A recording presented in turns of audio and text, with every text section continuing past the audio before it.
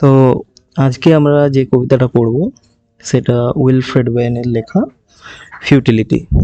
তো মূলত এই কবিতাটা ফার্স্ট ওয়ার্ল্ড ওয়ারের ব্যাকগ্রাউন্ডে লেখা হয়েছে এবং ওয়েনকে যদি আমরা একটু পড়ে নিই তাহলে আমরা দেখতে পাবো যে ওয়েন মূলত ওয়ারের ব্রুটালিটিকে নিয়ে কবিতা লিখেছেন এবং তার বেশিরভাগ কবিতাগুলোই কিন্তু পোস্টুমাসলি পাবলিশড হয়েছে, অর্থাৎ তার মৃত্যুর পরে কবিতাগুলো পাবলিশড হয়েছে। কারণ খুব অল্প বয়সে উইলফ্রেড ওয়েন মারা যান। তিনি নিজেও একজন বিশ্বযুদ্ধের সৈনিক ছিলেন এবং খুব সত্যি কথা বলতে গেলে খুব কম বয়সেই উইলফ্রেড ওয়েন মারা যান এবং 25 বছর বয়সে, যখনও ওয়ার্ল্ড ওয়ার শেষ হয়নি তার আগেই তিনি মারা যান। এবং তার বর্তমান যে পোয়েমটি আমরা পড়তে যাচ্ছি যার নাম ফিউটিলিটি, ফিউটিলিটি শব্দের অর্থই হলো the brutality, the devastation caused by the war. এবার এই কবিতায় আমরা যেটা দেখতে পাবো, একজন সৈনিক হিসেবে তিনি তার যুদ্ধের যে অভিজ্ঞতা, সেই অভিজ্ঞতার পরিপ্রেক্ষিতে যুদ্ধ নিয়ে কবিতা লিখেছেন। অর্থাৎ এর আগে পর্যন্ত আমরা যদি এপিকগুলোকে দেখি, ইলিয়াড কিংবা ওডিসি বা অন্যান্য যে কোনো ধরনের আমরা যদি ওয়ার পোয়েমগুলোকে দেখি, তাহলে আমরা দেখব যে সেখানে ওয়ারকে নিয়ে একটা গ্লোরিফিকেশনের ব্যাপার রয়েছে। অর্থাৎ ওয়ারকে গ্লোরিফাইং অ্যাক্ট হিসেবে দেখানো হয়েছে। কিন্তু একজন সোলজার সেই বুঝতে পারে যে ওয়ারটা কতটা ডিভাস্টেটিং, কতটা ব্রুটাল, কতটা ক্রুয়েল হতে পারে। সেই সোলজার যেহেতু উইলফ্রেড ওয়েন নিজেও ছিলেন, তার নিজের পার্সপেক্টিভ থেকে তিনি এই কবিতাগুলো লিখেছেন এবং তার যিনি মেন্টর হিসেবে আমরা দেখব শ্যাসনকে, তিনি তাকে ইন্সপায়ার করেছেন এই ধরনের কবিতাগুলো লেখার জন্য। তাই প্রথম বিশ্বযুদ্ধে সারা বিশ্ব যে একটা খুব ভয়াবহ মৃত্যুর খেলা দেখেছিল, সেই মৃত্যুর খেলার পরিপ্রেক্ষিতে তিনি তার এই ফিউটিলিটি কবিতাটা লিখেছেন। এই কবিতায় আমরা একটা সোলজারকে দেখতে পাবো এবং সেই সোলজারের ডেড বডি পড়ে রয়েছে এবং সেই ডেড বডিটা, তার যে সেই নিথর দেহটা কেমনভাবে অসহায়ভাবে পড়ে রয়েছে সেটা নিয়েই তিনি লিখেছেন। এবার আমরা সরাসরি চলে যাব কবিতায়।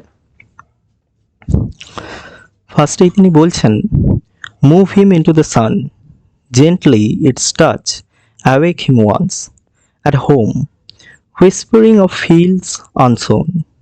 তাহলে তিনি কি বলতেন না, বলছেন move him into the sun, তাকে কেউ সূর্যের আলোয় নিয়ে এসো। অ্যাকচুয়ালি এই কবিতায় তিনি যা বর্ণনা করেছেন সেটা সম্পূর্ণ তার ব্যক্তিগত অভিজ্ঞতা। তিনি যখন যুদ্ধে লড়ছিলেন, ইতিহাস থেকে জানা যায় ঠিক সেই সময়ই তার সামনেই তার একজন ফেলো সোলজারের মৃত্যু হয় এবং তিনি সেটা নিজেকে বাঁচানোর তাগিদে একটা গর্তের মধ্যে নিজেকে লুকিয়ে সেখান থেকে তিনি দেখেছেন। এবং এখানে আমরা দেখব যে তার ডেড বডিটা পড়ে রয়েছে আর তিনি একটা অনুরোধ জানাচ্ছেন যে মুভ হিম ইন্টু দ্য সান। যদি দেখি যে পোয়েমটা খুব অ্যাব্রাপ্টলি শুরু হলো, হঠাৎ করেই তিনি বলছেন যে move him into the sun, gently its touch awake him once at home. হয়তো তিনি ফ্ল্যাশব্যাকিংয়ে আবার কিছু তার অতীতের কথা বলছেন, যে অতীতে হয়তো এরকমই কোনো এক সূর্যের আলো তাকে ঘুম থেকে জাগিয়েছে। Whispering of fields unsown, always it woke him even in France until this morning and this snow. তাহলে বলছে এর আগে পর্যন্ত যতবারই সূর্য উঠেছে হয়তো এই সূর্যের আলোতেই তার ঘুম ভেঙেছে আর তাকে মনে করিয়ে দিয়েছে যে ফিল্ডে এখনও তার কাজ রয়েছে। অর্থাৎ আমরা ধরেই নিচ্ছি যে যে সোলজারের কথা এখানে তিনি বলছেন, হয়তো সেই সোলজার প্রথমে ফার্মার ছিল তাই জন্য হয়তো সূর্যের আলোতে সে যখন জেগে উঠেছে তখন তার মনে পড়েছে যে এখনো বীজ বপন হয়নি শস্যক্ষেত্রে। কিন্তু আজকের এই সকালটা অনেকটা ডিফারেন্ট অন্যান্য সকালগুলোর থেকে, কারণ আজকের এই সূর্যের আলো আর তাকে জাগিয়ে তুলতে পারছে না।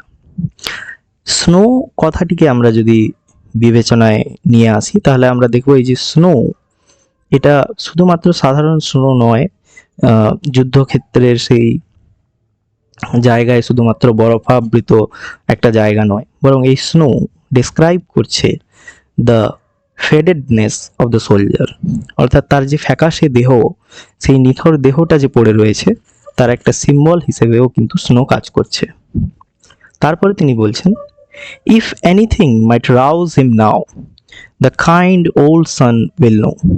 তিনি বলছেন কোনো কিছু কি তাকে জাগিয়ে তুলতে পারে, তাহলে সেটা কে জানবে? না ওই পুরনো সূর্যটাই হয়তো জানে যে কে তাকে জাগিয়ে তুলতে পারবে।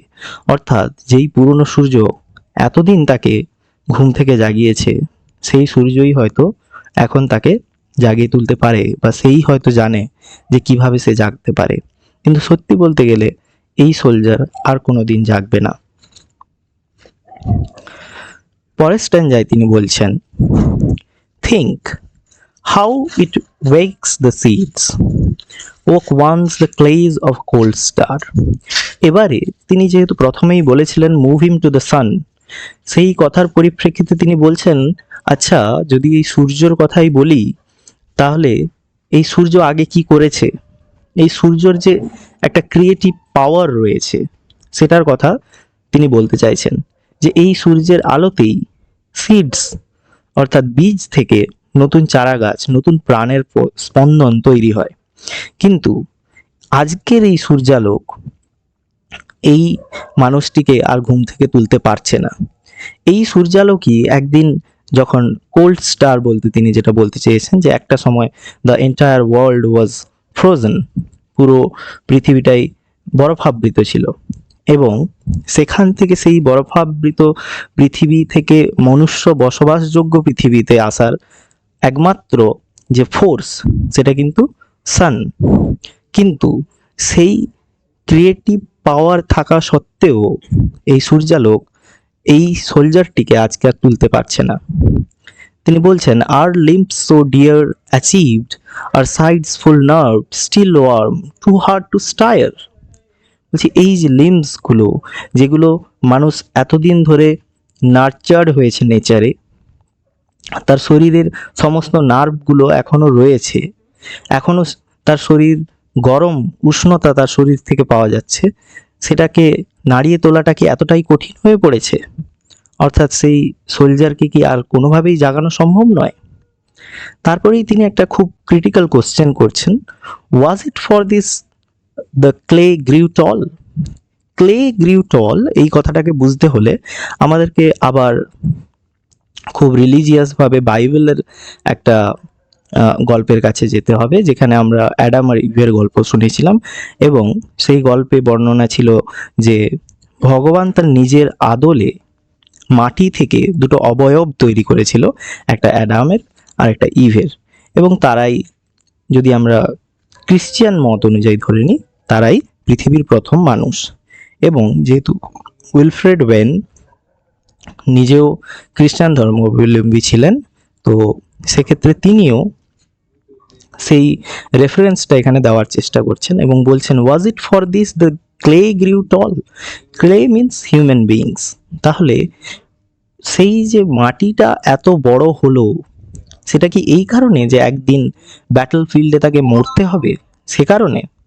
তার মানে মাটি কথাটা বাইবেলের সঙ্গে জড়িত, এবং সেটা হিউম্যান বিইংকেই রিপ্রেজেন্ট করছে, যে একদিন ভগবান মানুষের কে যে সৃষ্টি করেছিল সেটা কি কারণে?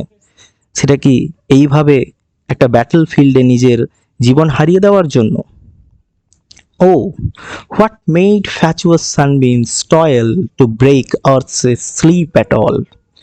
শেষে আবারও সেই একই প্রশ্ন তিনি করতে চাইছেন, যে oh what made fatuous sunbeams toil to break earth's sleep at all?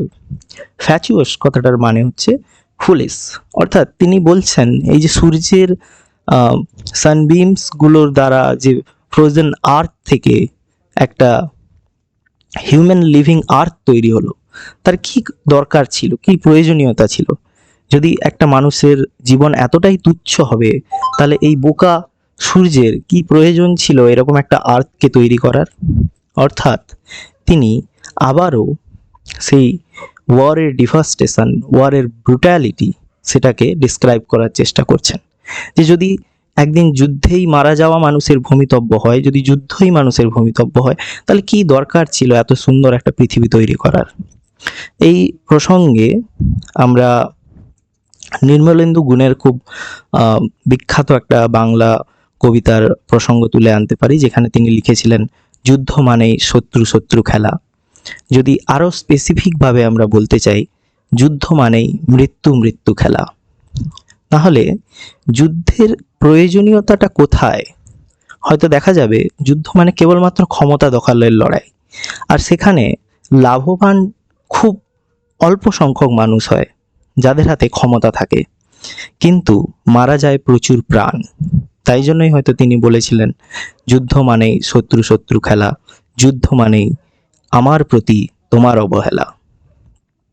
তো যুদ্ধের যে ধ্বংসাত্মক রূপটা রয়েছে, সেইটাই উইলফ্রেড ওয়েন তার কবিতার মাধ্যমে দেখাতে চেয়েছেন।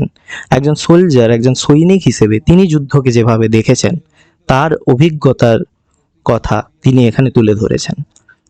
কেননা এর আগে পর্যন্ত যুদ্ধ নিয়ে যে যাই লিখুক না কেন, সেখানে সবসময় যুদ্ধকে একটা গ্লোরিফাই করার একটা ব্যাপার আমরা দেখতে পাবো, যে যুদ্ধ মানে খুব একটা বীরত্বের ব্যাপার, যারা যুদ্ধে যায় তারা বীর, তাদেরকে বীর বলে নামাঙ্কিত করা হয়। কিন্তু তিনি তার পার্সপেক্টিভ থেকে, তার নিজস্ব অভিজ্ঞতা থেকে একজন সৈনিক হিসেবে তিনি বলতে চাইছেন যে কেন এই যুদ্ধের, কিসের এত প্রয়োজনীয়তা ছিল? যদি মানুষের জীবন এতই তুচ্ছ, একটা যুদ্ধক্ষেত্রে যদি মানুষকে প্রাণ হারাতে হয় এইভাবে, শুধু একটা তো নয়, যখন যুদ্ধ হয় কোটি কোটি মানুষের প্রাণ চলে যায়। যদি আমরা প্রথম বিশ্বযুদ্ধের কথা বলি, 1914 থেকে 1918, এতটা সময়কাল ধরে, এবং কত কিছু দেখেছে মানুষ। হিরোশিমা এবং নাগাসাকির মতো ধ্বংসাত্মক কিছু ব্যাপার ঘটেছে, এবং সেখানে শপথ গ্রহণও হয়েছিল যে এরপরে আর কোনোদিন কোনো যুদ্ধ হবে না, ফার্স্ট ওয়ার্ল্ড ওয়ারের পরে, যে এরকম ধরনের আর কোনো যুদ্ধ হবে না। কিন্তু তারপরেও হয়েছে। অর্থাৎ ক্ষমতা দখলের এই যে লড়াই, এটা মানুষের কাছে খুবই আনন্দদায়ক কিছু মানুষের কাছে, কিন্তু যারা যুদ্ধক্ষেত্রে লড়াই করে তাদের কাছে এটা কি নিয়ে আসে, সেই প্রশ্নগুলো তিনি করতে চেয়েছেন তার রিডার্সদের কাছে, তার লিসনার্সদের কাছে, এবং তিনি জানতে চাইছেন কি প্রয়োজন এই জীবনের, যদি এরকম একটা জীবনকে হারিয়ে যেতে হয় একটা যুদ্ধক্ষেত্রে।